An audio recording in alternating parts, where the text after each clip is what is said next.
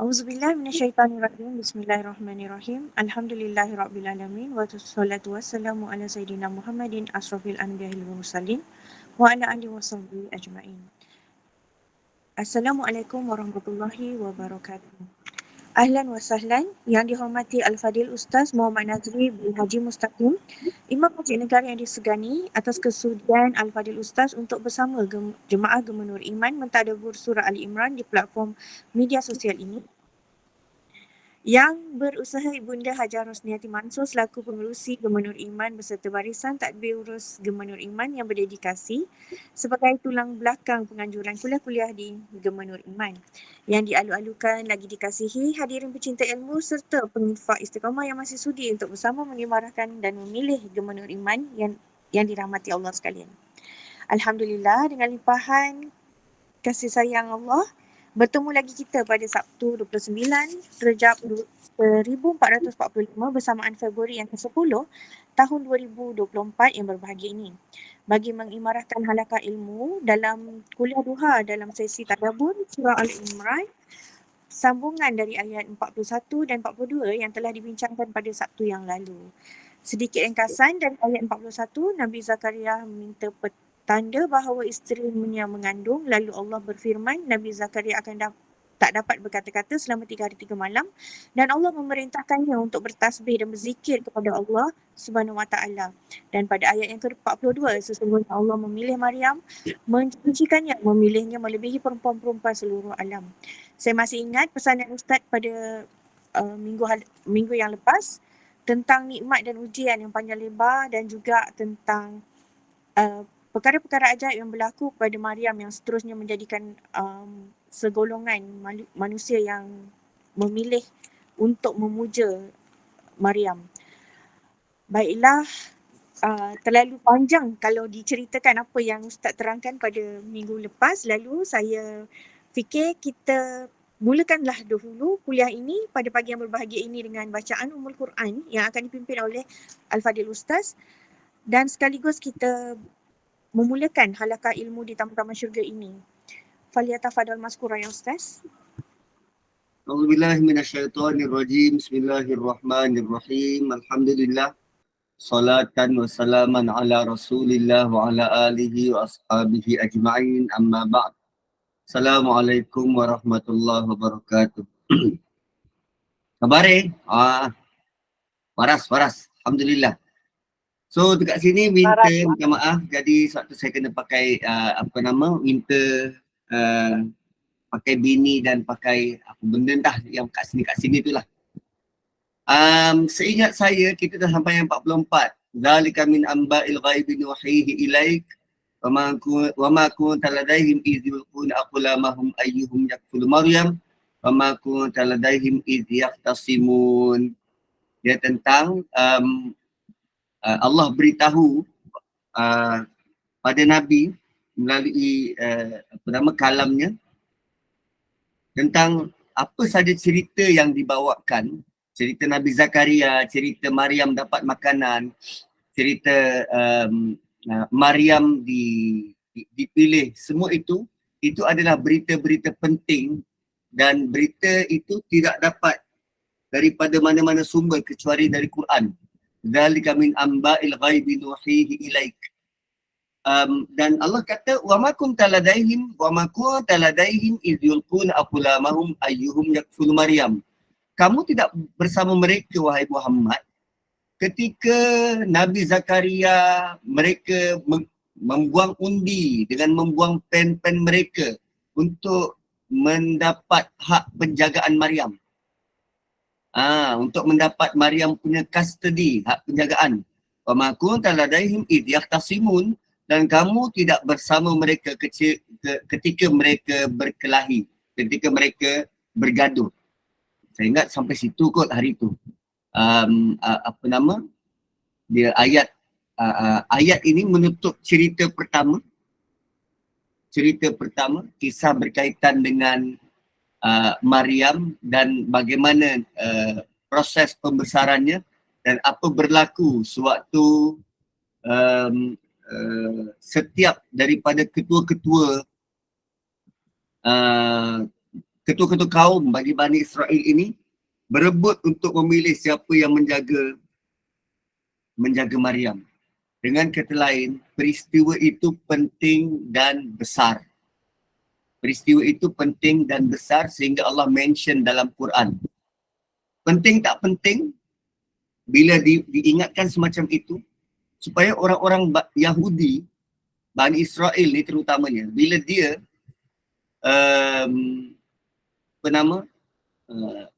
bila dia dengar Quran bicara semacam itu, hati mereka terbuka untuk menerima Quran. Sebab tak ramai orang tahu tentang sejarah Bani Israel. Kenapa? Kerana mereka menggunakan dasar tertutup. Mereka menggunakan dasar tertutup. Contohnya macam ni. Kita bangsa Melayu. Kita dengan senang hati menerima kedatangan bangsa lain ke tanah Melayu. Dua bangsa besar daripada dua benua besar. Satu bangsa Cina dan satu lagi bangsa India, kita boleh terima. Dan kita dengan senang hati berkongsi apa sahaja adat, resam dan budaya masyarakat kita boleh diguna oleh masyarakat Cina atau masyarakat India. Itu bangsa kita. Begitu juga dengan Cina, begitu juga dengan India. Kalau tidak, kita tak akan sepakat untuk bersetuju bersama-sama menikmati sarapan pagi, boleh jadi dalam bentuk roti canai India ataupun kuih tiaw Cina ataupun nasi lemak Melayu. Tapi bangsa Yahudi dia tertutup. Dia tak mau orang berkongsi apa-apa. Dia tak nak kongsi apa-apa adat budaya dia kepada orang lain. Sebab dia rasa adat dan budaya dia itu suci. Tak layak dikongsi dengan orang lain. Maka dia menggunakan dasar tertutup. Lebih-lebih lagi, peristiwa-peristiwa penting macam ni, kenapa orang lain perlu tahu tentang peristiwa yang berlaku dalam agama kami? Tapi bila Quran turun dan datang dengan maklumat begini, mereka terkejut dan bungkam. Contoh lain, katalah Bonderos. Bonderos dulu waktu kecil-kecil dia ada satu kejadian antara dia dan ibu dia. Kan. Dulu waktu kecil-kecil ada satu kejadian antara dia dan ibu dia. Dan waktu berlaku kejadian tu, ada sepupu dia sedang menyaksikan apa yang berlaku. Lalu bila semakin besar, dia dah lama tak jumpa dengan sepupu dia. Dan satu hari, ketika usia 70-80 tahun, dia jumpa dengan satu orang wanita yang usia sebaya. Dan wanita tu kata, kau ingat lagi tak? Ada satu ketika kau kena marah mak engkau sebab engkau panjat TV rumah aku dan kau pecahkan, engkau jatuhkan semua barang-barang. Tak semua orang nampak, aku je yang nampak. Kan? Dia throwback moment yang menjadi sangat peribadi pada kita. Ini yang Quran sedang bawa. Cerita tentang Bani Israel yang tak mungkin boleh dapat pada mana-mana sumber. Dan hanya Allah yang tahu dan Allah beritahu pada Nabi supaya cerita itu trigger Yahudi agar mereka beriman dengan Quran. Panjang kita punya cerita kan? Begitu. Ini minggu yang lalu, hari Isnin kalau tak silap. So kita nak masuk ayat baru, cerita baru, tapi masih berkait dengan Maryam. Kalau sebelum ini, selepas daripada Nabi Zakaria berdoa, Ya Allah kurniakanlah aku anak, rentetan daripada dia melihat Maryam dapat rezeki dari sumber yang tidak disangka, maka Allah granted Zakaria untuk dapat anak, malah Allah sendiri yang menamakan anak itu sebagai Yahya. Yahya. Itu bentuk keajaiban. Dan selepas daripada itu cerita tentang Maryam. Bagaimana Maryam itu dipilih dan diarahkan untuk sujud serta rukuk bersama dengan orang-orang yang rukuk. Dan kemudian Allah tutup cerita pertama dengan sinopsis. Ini semua adalah berita gaib. Kami wahyukan kepadamu berita gaib. So berita ini hanya boleh sampai pada Nabi melalui jalan wahyu sahaja. Okay. Kemudian cerita selanjutnya Allah nyatakan begini. Idh qalatil malaikatu ya Maryam. Ketika malaikat berkata, ketika malaikat berkata, wahai Maryam. Rasa ini pun dah kan minggu lepas. Kita rujuk surah Maryam. Bila Maryam jumpa dengan Jibril, Maryam minta perlindungan pada Allah kerana Jibril handsome. Dan Maryam kata bertakwalah pada Allah. So di sini Allah ringkaskan idh qalatil malaikah, ketika malaikat berkata kepada Maryam. Apa kata Jibril? Innallaha yubashshiruki. Allah memberi engkau berita gembira. Allah memberi engkau berita gembira dengan kalimah dari Allah. Bi kalimatim minhu. Dengan kalimah dari Allah. Apa maksud dengan kalimah ni? Kan bila kita baca Yasin, kita akan jumpa ayat idza arada syai'an an yaqula lahu kun fayakun. Bila Allah berkehendak, bila Allah mahu, Allah cuma sebut kun, maka dia jadi. Kan bila Allah mahu, Allah cuma sebut kun, maka benda tu jadi. Sekarang ni kun itu adalah satu kalimah. Kun tu satu kalimah. Jibril bagi tahu pada Maryam, Allah beri engkau berita gembira dengan satu kalimah. Apa kalimahnya? Allah sebut kun. So dengan Allah sebut kun ni, apa yang Allah nak? Allah nak Maryam ada anak.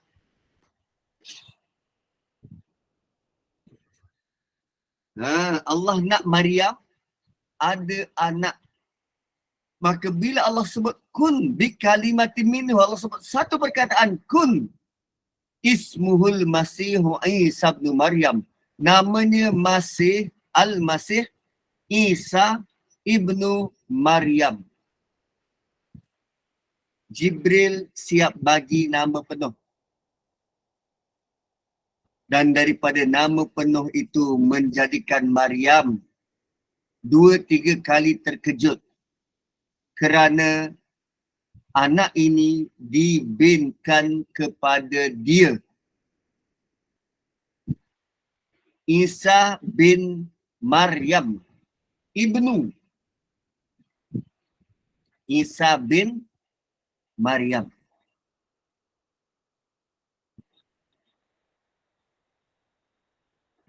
Al-Masih tu nanti lo, Al-Masih tu nanti lo. Pelan-pelan. So Maryam 2-3 kali terkejut.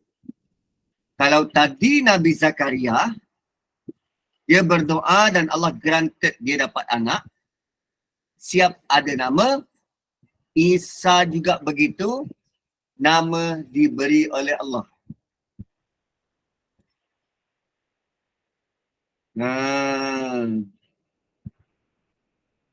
Kan. Dan apa maksud Al-Masih? Baru nak masuk ni Al-Masih. Al-Masih ni adalah gelaran. Dan dia ni gelaran khusus untuk 2 orang. satu Nabi Isa, satu lagi Dajjal. Dua-dua menggunakan gelaran yang sama, Al-Masih. Al-Masih.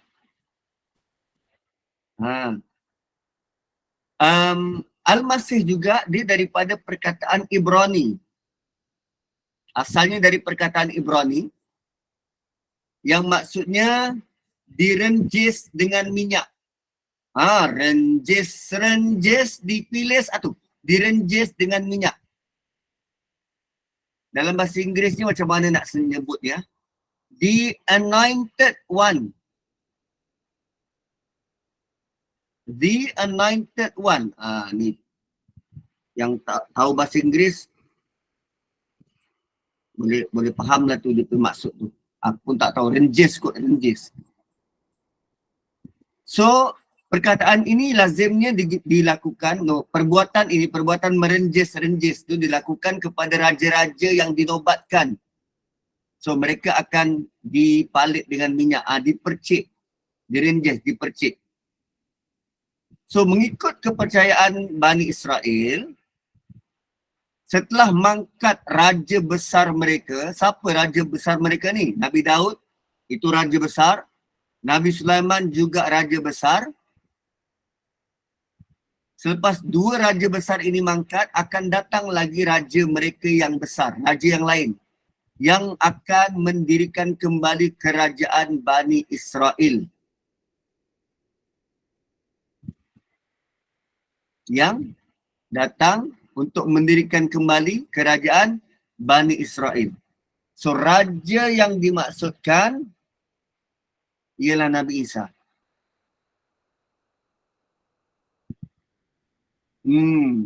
Raja yang dimaksudkan ialah Nabi Isa. Tapi adakah Nabi Isa memiliki kerajaan yang besar? Tidak. Nabi Isa tak ada kerajaan yang besar. Oh, rupanya kedatangan raja ini kali ini untuk membangunkan dan memperbaiki jiwa yang rosak. Kalau Nabi Daud, Nabi Sulaiman, kerajaannya besar. Raja mendirikan kerajaan. Tapi bila datang Nabi Isa, dia juga raja. Tapi dia memperbaiki jiwa perangai yang rosak. Dan menariknya, walaupun Nabi Isa ni dinanti-nanti ketibaannya, bila dia lahir, pendeta Yahudi tidak menerima kenabian Nabi Isa, tak terima. Walaupun ada dalam kitab, tak terima. Sebab Nabi Isa dengan terang-terang menegur kesalahan pendeta-pendeta Yahudi yang jiwa mereka sudah rosak. Tegur kesalahan mereka, bila jiwa dah rosak, mereka buat apa? Mereka ubah kandungan kitab Taurat. Mereka ubah kandungan kitab Taurat. So Nabi Isa tegur. Tegur kesalahan-kesalahan Yahudi-Yahudi ni. Dia orang punya pendeta-pendeta, mufti-mufti besar. Kan tuan guru Yahudi ni. Tegur. Kenapa ubah itu, kenapa ubah ni? So dengan tindakan Nabi Isa begitu, pendeta-pendeta ini menjadi sangat marah. Lalu mereka merancang untuk buat fitnah besar kepada Nabi Isa, buat tuduhan-tuduhan kepada Nabi Isa bahawa Nabi Isa merancang untuk ambil alih kerajaan Rom.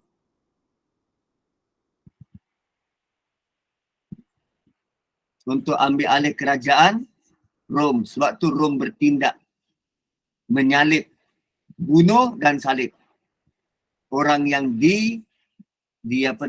diserupakan dengan Nabi Isa. Rentetan dari itu, kan tadi diorang punya kepercayaan apa? Bila mangkat raja-raja besar ni, Nabi Daud, Nabi Sulaiman, akan datang raja besar yang lain kan? Itu kepercayaan dia.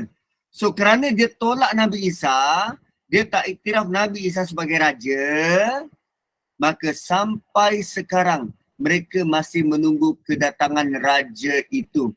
Sebab tu mereka menggelar Dajjal sebagai Al-Masih. Al-Masih ni maksudnya juru penyelamat yang bakal menyelamatkan mereka.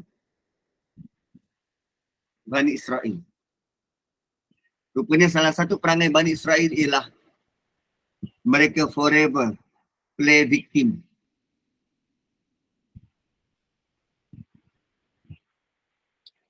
Mereka sentiasa rasa kalah. Bila rasa kalah, mereka kata dengan orang-orang lain, kau tunggu nanti raja kami datang, korang akan kalah. Selama-lamanya rasa begitu. Kau tunggu. Itu perangai Bani Israel. Perangai Yahudi. Kau tunggu kalau nanti raja kami datang, kami akan menang, korang semua akan kalah. So tu latar belakang bagaimana dia boleh pengaruhi Rom untuk bunuh Nabi Isa. Okay. Next. Wajihan fid dunya wal akhirah. So Jibril dia beritahu, Allah beri berita gembira. Apa berita gembiranya? Pertama, nama anak itu Al-Masih Isa bin Maryam. Itu berita gembira pertama. Yang kedua, wajihan fid dunya wal akhirah. Dia akan jadi terkenal lagi dimuliakan di dunia dan akhirat. Wajihan fid dunya wal akhirah. Nak tanya ibu-ibu yang ada anak. Waktu puan-puan bersalin dulu pernah tak mimpi, datang mimpi saudari. Anak yang bakal lahir ini akan menjadi terkenal di dunia dan akhirat. Tak pernah kan?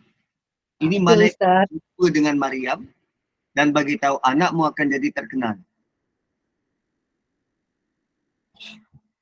Kita tak ada mimpi, tak ada apa, kita besarkan anak dengan jiwa, kau buat macam ni nanti kau terkenal. Ini tak. Maryam tidak pernah pun mengimpikan ini semua. Allah beri keistimewaan pada Isa, dia akan dikenali di dunia dan di akhirat. Siapa yang tak kenal Nabi Isa dekat dunia? Ada yang tak kenal Nabi Isa? Kan rasanya Mak Datuk Siti tu pun tak pernah mimpi macam tu.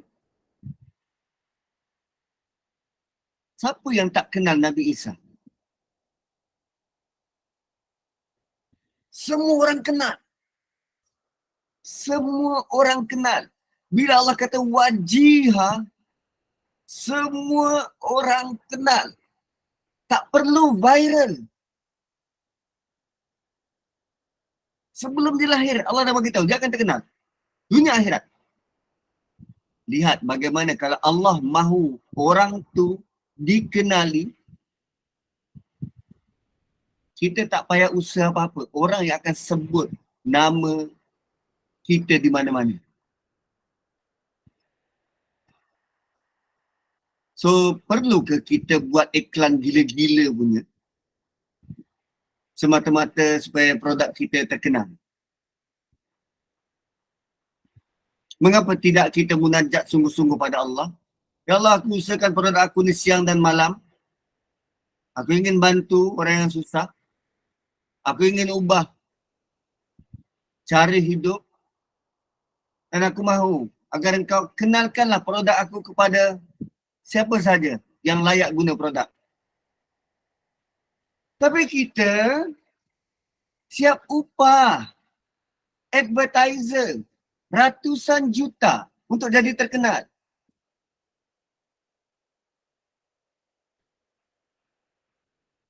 Ui, dahsyat. Betul, sampai nak jadi influencer. Sehingga dia berani kata, buat apa SPM? Tak perlu belajar. Jadi influencer pun boleh kaya apa. Okay. Kau tak payah kahwin, tak payah beranak. Takut fahaman tu turun pada anak-anak. Susah.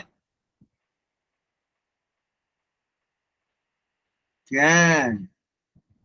Bukan ini yang kita semua mahu. Terkenal. Wajihan. Sekarang Allah beri berita gembira itu kepada Maryam. Sebelum anak tu lahir. Tapi adakah berita gembira itu menggembirakan Maryam? Jeng. Itu satu hal lain.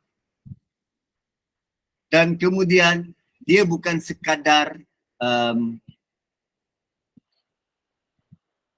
kejap. Allah guna perkataan wajiha. Ditranslate sebagai terkenal. Wajiha, kata akar dia wajah. Wajah. So, bila sebut wajah, muka, orang yang terkenal ni dia akan tunjuk muka kan. Semua orang kenal muka orang tu. Kita yang tak pernah tahu, muka Nabi Isa pun tahu. Gambarannya tu. Oh macam ni. Tapi kita rasa pelik. Ialah gambaran tentang Nabi Isa ni banyak sangat. Kalau orang kulit hitam yang Kristian, dia punya gambaran Jesus dia tu kulit hitam. Kalau dia tu Latina, Jesus dia tu gambaran Latin. Kan banyak tu. Sampai boleh terbayang muka. Dan lagi satu, bila sebut tentang muka ni, kalaulah seseorang itu lahir hasil dari hubungan haram, tentu dia malu nak tunjuk wajah di halayak ramai. Ini juga membuktikan Nabi Isa lahir bukan dalam bentuk apa yang digambarkan oleh pendeta-pendeta Yahudi pada waktu itu. Tuduhannya apa? Maryam buat perkara haram, ini yang lahir ni anak haram. Ma'azallah. Allah kata dia terkenal. Kalau dia lahir daripada hasil hubungan yang haram, dia malu. Tapi Nabi Isa bukan begitu. Nabi Isa bukanlah seperti mana yang mereka sangkakan.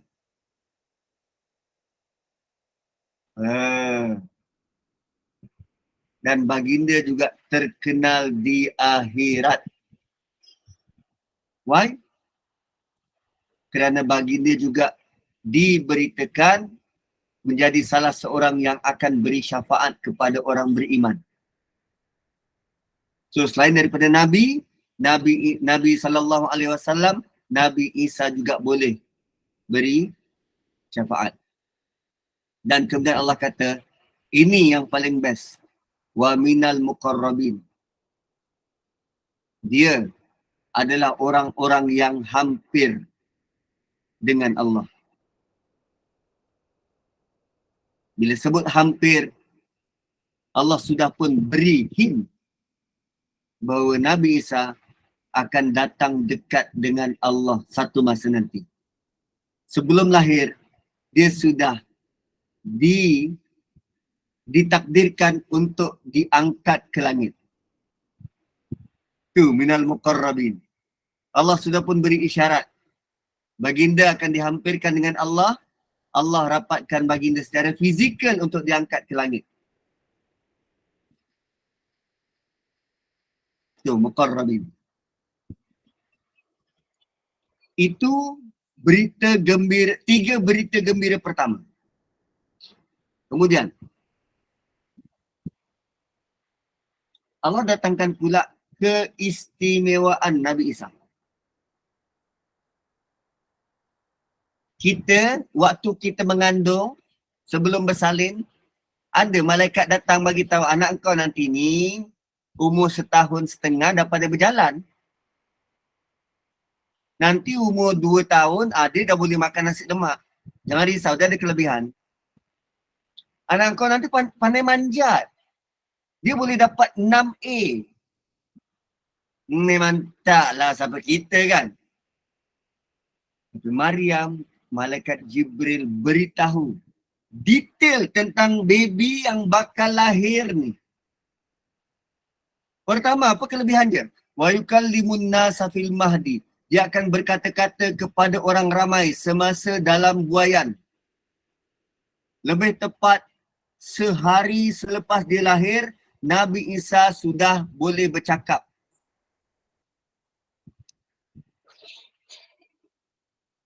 Puan-puan, kalau nak lebih lebih jelas tentang ayat ni, kejap lagi jom kita buat rombongan pergi hospital bersalin. Pergi tengok senarai ibu-ibu yang dah masuk labor room. Tunggu dekat jalan keluar. Dia keluar dengan baby dia. Terus tanya baby tu, awak apa khabar, sihat, nama awak siapa? Boleh bercakap? Tak boleh bercakap. Paksa cakap. Memang kena tempeling oleh nurse. Sejak zaman Nabi Adam sampai ke akhir zaman, ini satu-satunya bayi yang boleh bercakap. Ada yang kata, oh ada lagi lah Ustaz, waktu tu Ammar bin Yasir tu. Tapi yang ini Allah sebut dalam Quran.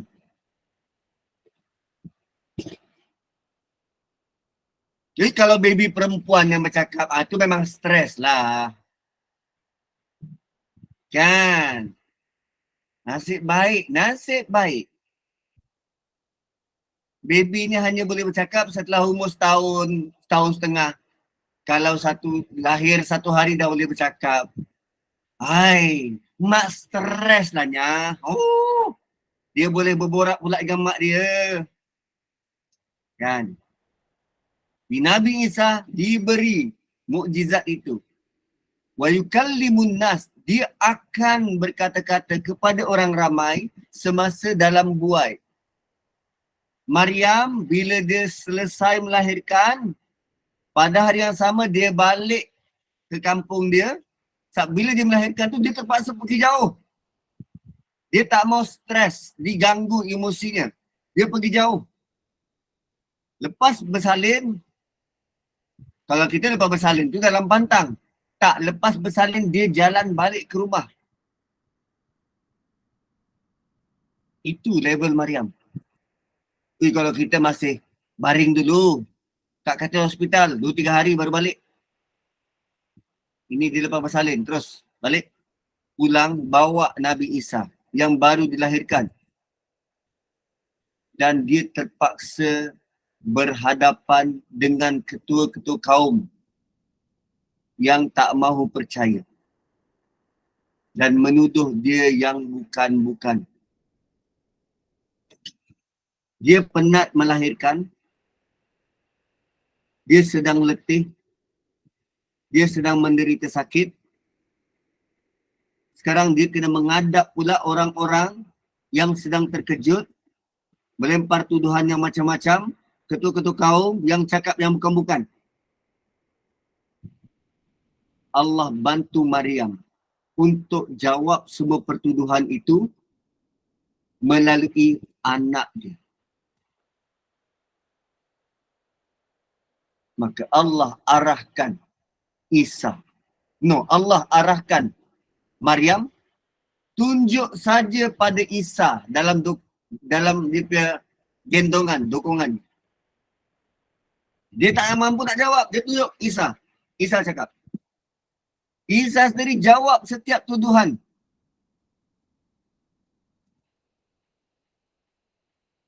Ui, dahsyat. Satu si Megan Rice tu, dia terkejut. Dalam Bible tak ada. Dia tak pernah tahu bahawa Jesus bercakap waktu kecil. Tak pernah tahu.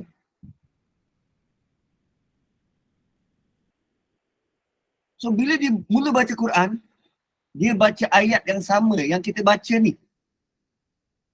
Antara ciri-ciri Isa, dia bercakap kepada orang ramai semasa dalam buaian. Dia terkejut. Ui, aku tak pernah tahu maklumat ni. Sedangkan kita, orang Islam, kita tahu maklumat ni bila? Bila kita tahu maklumat ni? Ibu-ibu, bila?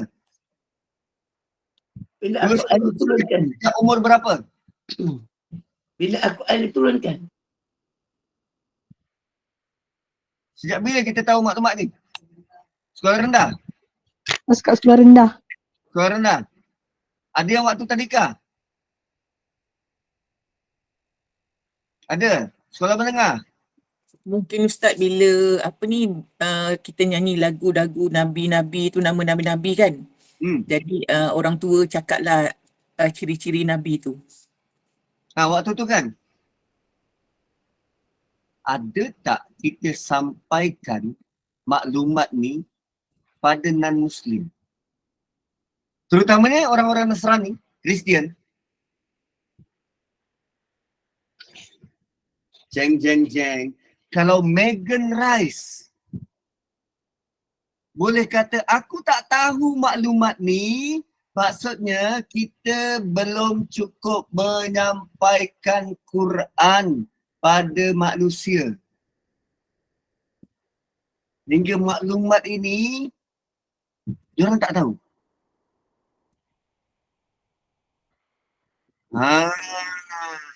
So berkaitan dengan Nabi Isa yang disembah oleh kawan-kawan Kristian kita ni, kita sampaikan maklumat dari Quran, maklumat yang betul, berkongsi maklumat. Tanya dia, apa yang kau tahu tentang Nabi Isa? Kau nak tak tahu apa yang aku tahu tentang Nabi Isa seperti yang dicerita dalam Quran? Bukan kita nak serang dia, kita cuma nak berkongsi maklumat. Kau tahu tak Nabi Isa tu mak dia Maryam? Kau tahu tak Maryam tu macam mana? Dah baca surah ni? Oh, memang A lah. Kan setakat borak dekat kopitiam tu, itu lekeh sangat. Starbucks kita tengah boykot. Coffee Zeus. Kan. Kita duk ingatkan orang Kristian tahu. Dia punya tak tahu.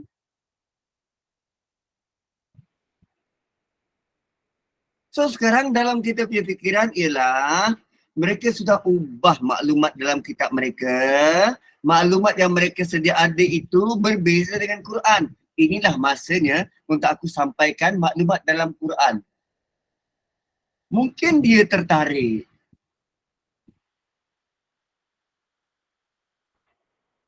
Masalahnya ada yang blok maklumat yang betul tu. Tak apa, tak peduli. Ada yang blok maklumat tak betul sebelah sana tu, tak peduli. Sekarang kita dapat maklumat ni dari siapa? Dari Allah. Melalui kiriman wahyu kepada Nabi. Nabi sampaikan pada kita. Sekarang kita sampaikan kepada orang yang kena blok maklumat mereka.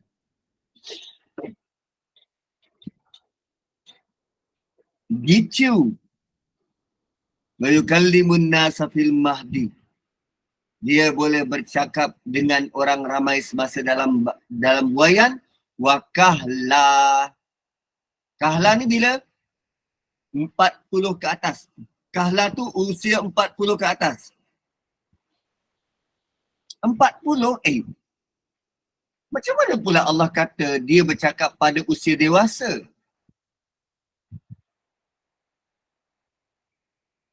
Kejap lagi saya jawab soalan tu. Allah kata kahla. Kahla ni maksudnya 40 ke atas.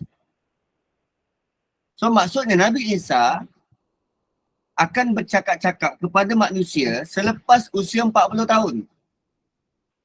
Yang peliknya, bercakap di usia dewasa, bukankah baginda diangkat ke langit usia 33?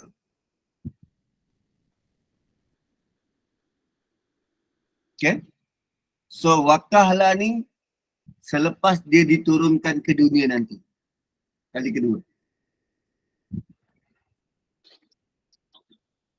hanya dengan satu perkataan Allah sudah menggambarkan apa berlaku tentang masa depan.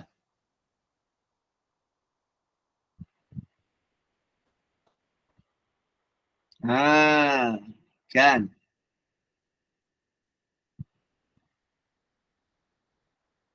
So Nabi Isa tak pernah mati. Dia diangkat ke langit dan akan dikembalikan ke dunia nanti. Dan waktu tu barulah baginda wafat.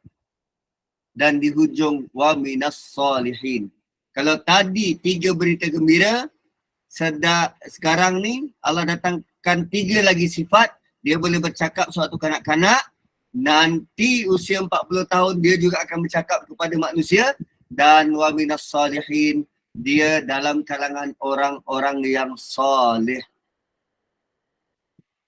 So Nabi Isa, dia bukan darjat biasa-biasa, tetapi dia darjat Nabi yang soleh. Dia juga salah seorang daripada Rasul Ulul Azmi. Wa minas salihin. Okay, ada soalan. Mungkin diorang makin anggap Al-Quran tak betul dan diada-adakan. Sebab itu cara kita bercerita dalam bentuk kita mahu berkongsi maklumat. Kita bukan kata, Quran paling betul. Tak. Kita cuma kata pada mereka, okey, apa yang kau boleh jelaskan tak apa yang Bible terangkan tentang Jesus? Sifat-sifat dia,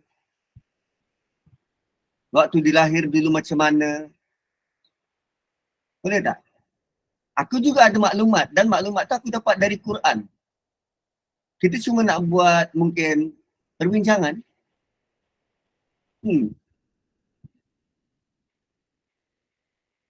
Kan? So, tak ramai sebenarnya orang-orang Kristian yang sangat berminat nak tahu tentang agama dia. Yang nak baca Bible secara serius. Dia pun beragama dengar-dengar. Dengar-dengar je. Tapi bila kita boleh trigger sesuatu dalam hati dia, bahawa apa yang kita ada ini lebih meyakinkan, dia akan syahadah. So agama ini tidak pernah merendah-rendahkan apa yang mereka percaya. Terutamanya figura-figura besar. Figura-figura besar. Maryam, Isa. Agama kita tidak pernah merendahkan. Malah mereka ni level Nabi. Bayangkan orang yang kita kagum, pihak lawan juga mengkagumi orang yang sama tapi dengan maklumat yang lebih dalam, lebih dahsyat. Asalnya berlawan, kita mungkin akan berbaik. Sebab kita minat orang yang sama. Tak gitu.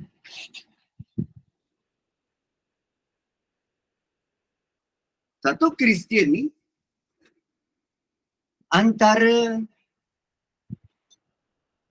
penganut Kristian ni antara orang-orang yang sangat dekat, sangat lembut hatinya, sangat mudah untuk terima agama ni. Berbanding Yahudi. Yahudi dasar tertutup. Dia tak mau berdakwah.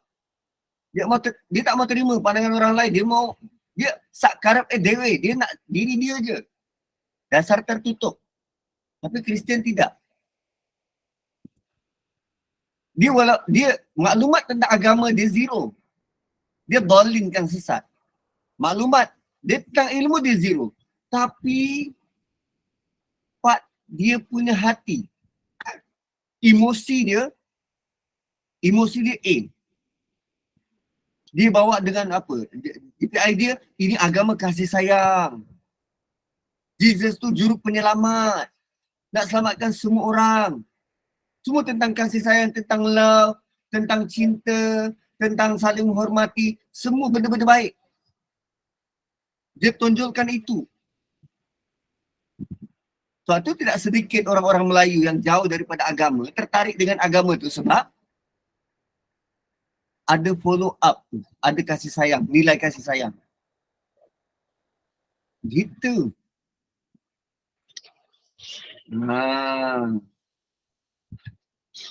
Itu yang tak ada support system, tak ada follow up tu. Okay. Next. Jibril beri Maryam 3 berita gembira. 6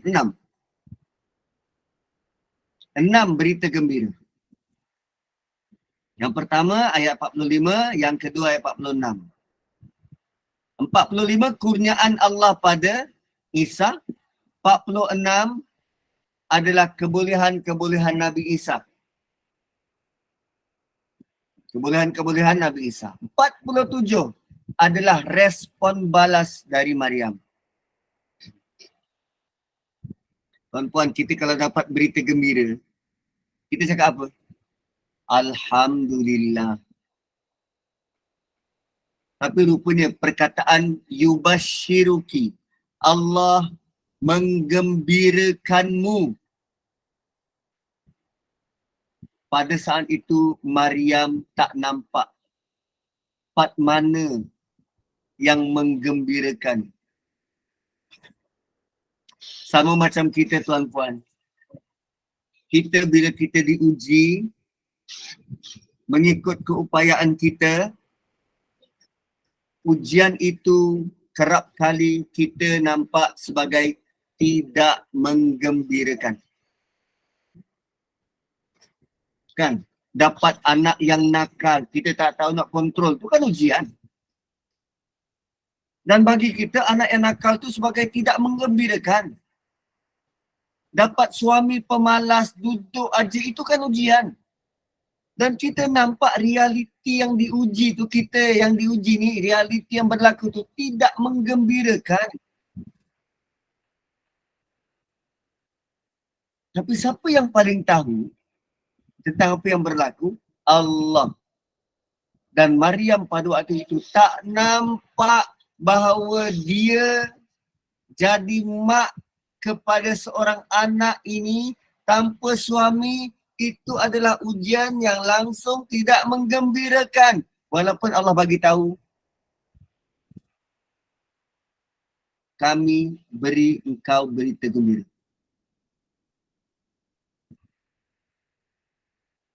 Kan kita datang pada anak yang sedang demam, sedang sesama. Kita datang bawa picagari, bawa injection dengan bawa ubat. Kan? Nuha, mami datang bawa berita gembira, dia nampak ubat. Berita gembira apa ni, Mi? Kena makan ubat pahit-pahit macam ni.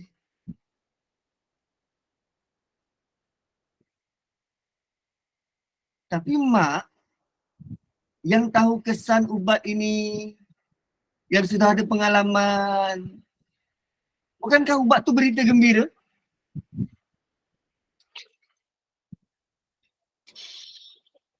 So begitulah apa yang sedang berlaku ni. Kita akan baca respon daripada Maryam. Dia seolah-olah berat hati. Sebab belum nampak, belum ada precedent case. Betul ke yang sebut macam ni? Belum ada precedent case. Apa precedent ni? Duluan yang mengikat. Belum ada kejadian itu sebelum ini. Seorang ibu melahirkan anak tanpa bapa. Belum ada. Seorang ibu melahirkan anak tanpa bapa dipandang mulia. Belum ada.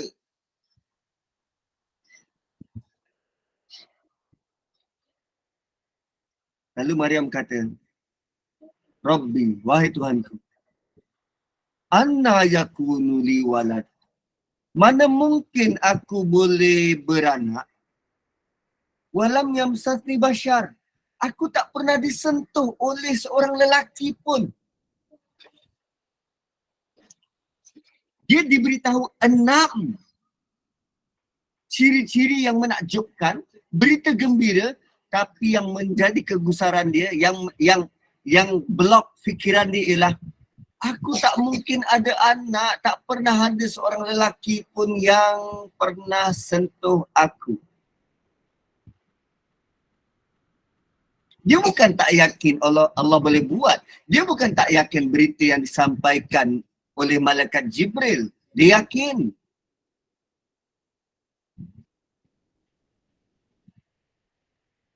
Dia yakin. Cuma dia nak tahu cara dia. Dia bukan denial. Dia cuma nak tahu, macam mana aku bukan ada anak, aku bukan ada suami. Macam tu. Dapat anak, macam mana aku boleh dapat anak? Aku kan tak ada suami. Aku mana pernah disentuh mana-mana lelaki. Gitu. Itu bukan denial. Itu dia cuma rasa kepelikan. Kalau aku sendiri, aku tak mampu. Yes, confused. Confused. Dia bukan in denial. Dia confused. Curious pun dia juga. Ana yakunu li walad walam yamsasni bashar. Takkanlah aku boleh ada anak. Aku kan ada suami. Mana ada lelaki pernah sentuh aku? Jibril jawab, qala kadzalik. Jibril jawab, kadzalik. Satu perkataan. Dan jawapan Jibril ini adalah apa yang Allah mahu Jibril sampaikan.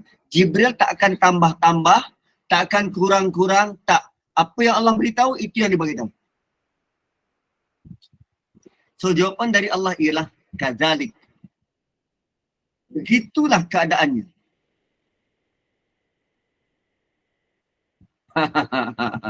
Begitulah keadaannya. Macam mana jawapan dia tu? Dia satu perkataan, tapi maksud dia sangat besar.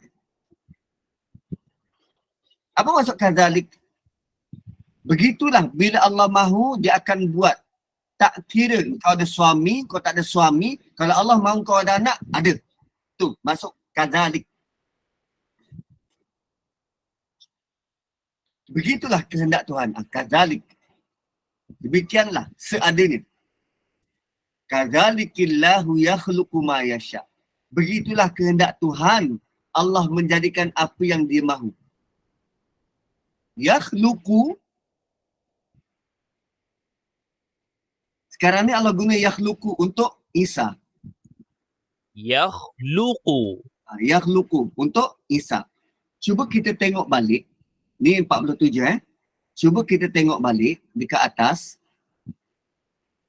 Kita tengok waktu Nabi Zakaria dapat berita tentang Yahya. Okay.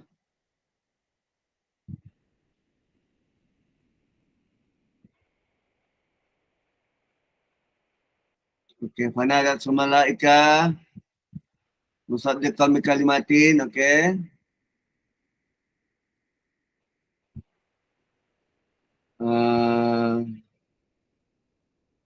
Kadzalik. Okay. Qala kadzalika Allahu yaf'alu ma yasha. Ini fa'al. Begitulah Allah buat apa yang dia mahu. Dan sekarang untuk Nabi Isa, Allah cipta apa yang dia mahu. Yakhluqu. Apa beza yaf'alu dengan yakhluqu? Tak keluar rupanya. Yaf'alu versus yakhluqu.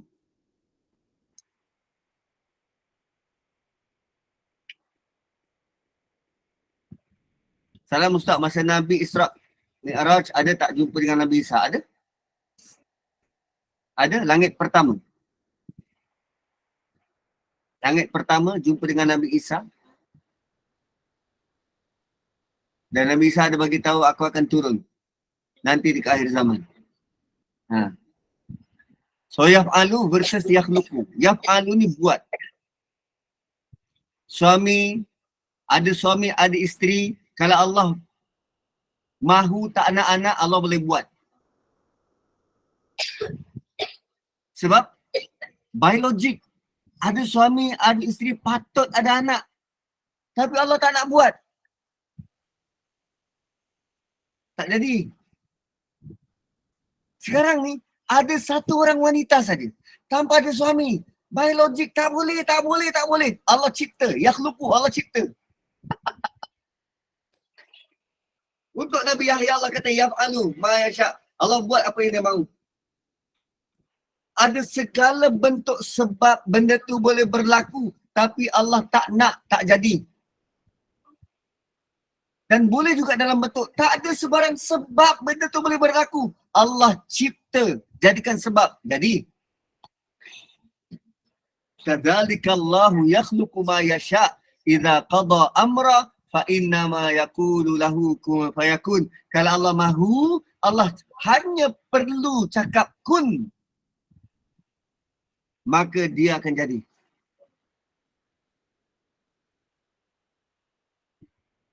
So bila Maryam kata tak mungkin, macam mana ni, masih confused, Allah terangkan terus bagaimana tata cara kehendak Allah tu berfungsi.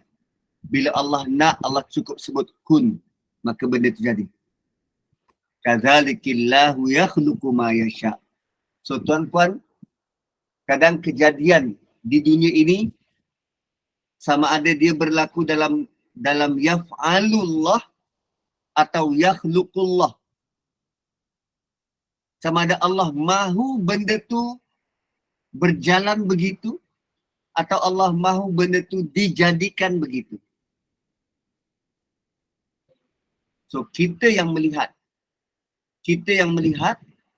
yang menyaksikan, kita akan lebih mudah untuk berdamai dengan takdir.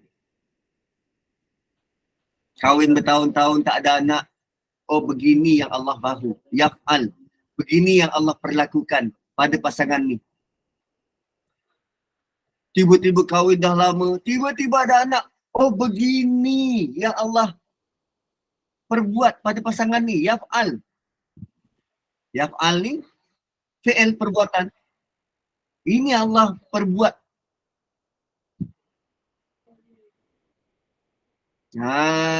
Gitu. Yakhluqu, cipta. Asalnya hidup dia sihat, segar bugar. Tiba-tiba pada usia sekian dapat kanser. Oh Allah cipta kanser tu. Begini Allah cipta. Dia pula diagnose kanser tahap 4. Tahap 4. Dia pergi berubat gitu-gitu. Last kali kanser dia hilang. Oh begitu yang Allah mahu. Begitu Allah cipta. Allah hilangkan kanser. Yakhluqu. So tuan-puan, sini ayat 47 Allah jawab curiosity Maryam, kekeliruan Maryam. Dan supaya kita tak keliru, kita berhenti sekarang. Kita jumpa lain kali. Barakallahu li wa lakum. Kembali kepada moderator. Alhamdulillah. Ustaz, hari ni Ustaz nak buka soalan ataupun kita tutup dulu majlis sehingga kita bertemu lagi nanti? Sehingga kita bertemu lagi. Okey, baik. Kalau macam tu saya melengahkan mata. Ustaz yang ni kita tutup terus ya? Boleh. Boleh ya? Alhamdulillah, jazakallahu khairan katsira buat Al-Fadhil Ustaz Muhammad Nazri Mustaqim atas perkongsian ilmu. Jazakumullahu khairan buat semua hadirin pecinta ilmu, pengifak budiman, namun tidak dilupakan Ibunda Rasmiati beserta barisan pengurusan Gemah Nur Iman yang telah menjadi asbab penganjuran kuliah kita pada pagi ini. Semoga Allah memberikan dan mengurniakan kefahaman ilmu buat kita dan memberkati majlis dan seterusnya memilih kita untuk mengimarahkan kuliah asar pada petang ini pada pukul 5.30 petang bersama dengan Ustaz Al-Fadhil Imam Muhammad Farid bin Sya'ri dengan kuliah asar Al-Wafi Syarah Hadis 40 Imam Nawawi. Saya Adik Irma binti Sukir, moderator bertugas mewakili pihak pengurusan Gubernur Iman. Mohon maaf atas khilaf dan kelemahan dari pihak kami dalam menguruskan dan menceritakan majlis ilmu dan platform online ini. Bagi menangguhkan majlis yang penuh barakah ini, saya ingin memohon kepada Ustaz untuk membacakan tasbih kafarah dan suratul As. Dengan ini saya akhiri bicara dengan lafaz mulia. Wabillahi taufiq wal hidayah. Assalamualaikum warahmatullahi wabarakatuh. Subhanakallahumma bihamdik asyhadu an la ilaha illa anta nastaghfiruka wa natubu ilaik wal 'asri innal insana lafi khusr illa alladhina amanu wa 'amilus solihat wa tawasaw bil haqqi wa tawasaw bis sabr. Assalamualaikum warahmatullahi wabarakatuh.